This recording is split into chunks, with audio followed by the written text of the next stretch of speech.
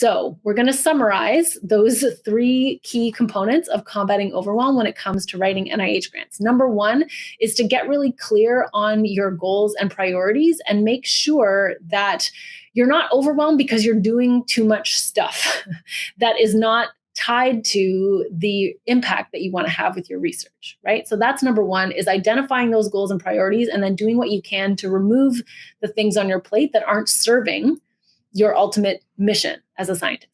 Number two is to break down the grant writing project into smaller chunks. And this is really about establishing a project management system, right? It's about finding a system that will allow you to tackle this massive project and break it down into smaller pieces so that it doesn't seem so overwhelming.